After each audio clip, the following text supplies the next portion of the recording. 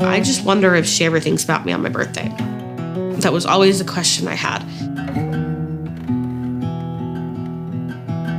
I was adopted through Gladney, and my adoption was closed until I was 18. And then at 18, I was able to register to meet my biological mom. But as the years passed, my biological mom did not register. I would go through waves. Let me get on Facebook and see if I can track her down. I knew I was born in this tiny little town called Tishomingo, Oklahoma.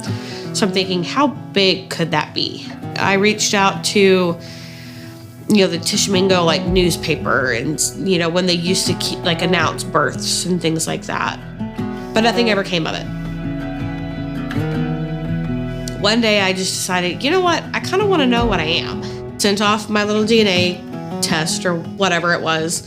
And then a lady had messaged me and told me about this Facebook page. People will actually take all of your matches and history that you've popped up, and they'll research and help you find your biological parents. I found Pam's Facebook. I sent her a message. So the original message I sent Pam says, "Hi Pam, my name is Jennifer and I was born on April 11th, 1993, and I am your daughter." And truthfully, I don't know how to start off this message, but if you read nothing else of it, I need you to know how thankful I am to you. I could never repay you for the life you gave me. I was told that you were able to choose my parents. My mom and dad are my best friends. I cannot express how much they have done for me, how much they love me, and how much I love them. I have thought about the day I would get to tell you thank you for a very long time. If I never get to know you, I would understand. Maybe I don't have the right to ask, but I had to try. I feel nothing but absolute gratitude towards you and hope that your last 25 years have been all that you could hope for. I really do look forward to at least getting to talk to you once. Please let me know if this is something you'd be willing to do.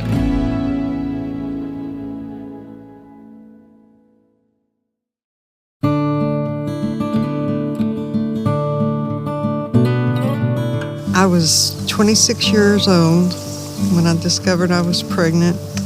I already had a son. I was working minimum wage. No one knew I was pregnant. I had looked at a couple of adoption places. I went to my first doctor's appointment. I broke down in his office. When I finished telling him what was going on, I had my hands on my knees, and he placed his hand on top of mine, and he said, "Pam, my wife and I adopted a baby from Gladney, a little girl." And he's the one that actually gave me all the information on Gladney. I arrived at the hospital about 7 o'clock that evening, and at 10:25, gave birth to a beautiful little girl. I stood at the nursery window most of the night, just looking at her, shed a lot of tears. I have thought of Jennifer every day since. I want to make one thing very clear. I gave my daughter up, not for selfish reasons. I gave my daughter up purely out of love. There was never any doubt that I did not love that baby. I did what was best for my child, and that was all out of love. It was the hardest thing I think I'd ever done, but I finally sent a message to her, and she immediately responded.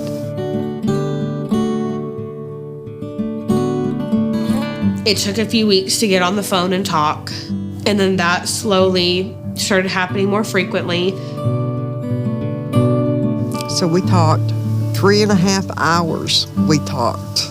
Exactly 1 month after I found out she was looking for me, we met. Yeah, that was a special day that we all got to meet. There was lots of tears, lots of hugging. All those lingering questions, they were all answered in that day. She was a beautiful, amazing, smart young lady. She had the life that I couldn't give her, that I wanted for her. You know, it just felt like the journey finally became complete.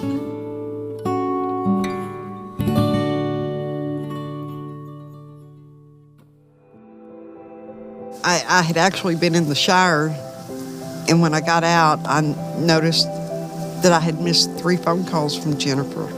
And then I noticed that there was a text from Jennifer, and all it said was, "I'm so sorry, please call me, it's an emergency." So of course, my heart went straight to my throat. So I called her, and she was crying. I said, "Honey, what's wrong? What's going on?" And she proceeded to tell me that she was pregnant. She don't know what to do.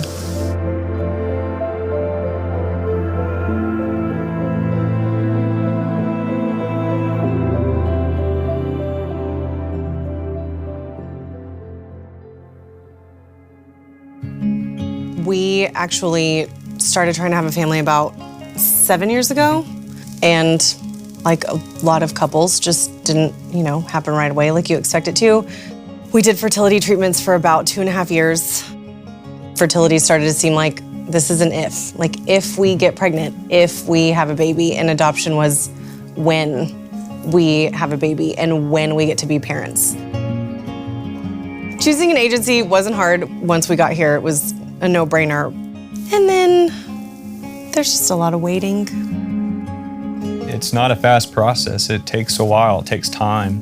You and your spouse will be tested. And eventually, you're going to get a call that's going to change your life. I mean, you have no idea when it's going to be, and it will just be a day. It will be a day like every other day. You won't have some inkling or feeling. You get a call, and it is the life-changing call. So I found out I was pregnant pretty unexpectedly. I started considering adoption pretty much immediately. In the first place I started was Gladney, because that's where I was adopted through. My biological mom was my exact age, on birth control, just went through a breakup when she found out she was pregnant with me. And it just became very clear to me in that moment that this was my chance to give a family what my family was given 27 years ago. I came across this family, and their names were Chase and Jessica. My mom could not have kids of her own, which is why they chose to adopt. And so I wanted a family that had fertility issues as well. Just everything seemed so great about them, and then I get to the bottom of it and find that she is adopted. And I just thought, wow, she's everything I am on the other side of this. She's adopted. She's gone through all the questions, all the journeys that I've gone through. It was just such a natural fit.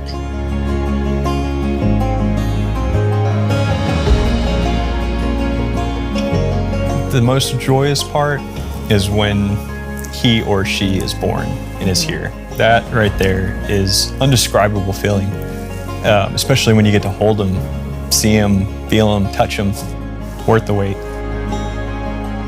It's so glaringly obvious your purpose in life is this.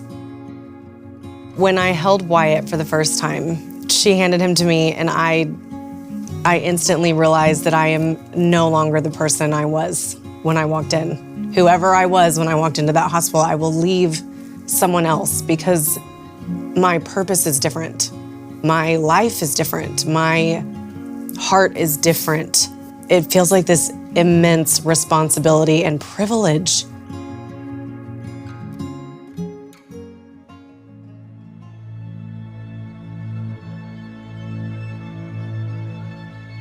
I've always known why Pam placed me for adoption. I've always known that she went through it completely alone. Now, being in her shoes at her age, I mean, she is a strong person.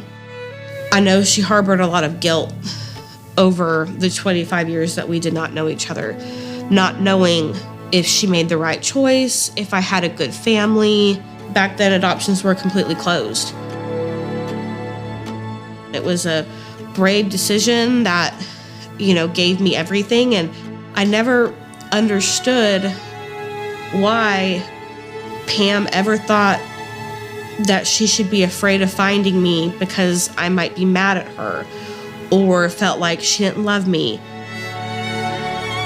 Now, being in her shoes, I completely understand. I'm terrified that Wyatt will think I didn't want him or I didn't love him. And I'm blessed and grateful and thankful that we have the opportunity to have an open adoption so that I don't go through that for 25 years. I get to tell him I love him, and I get to tell him my story.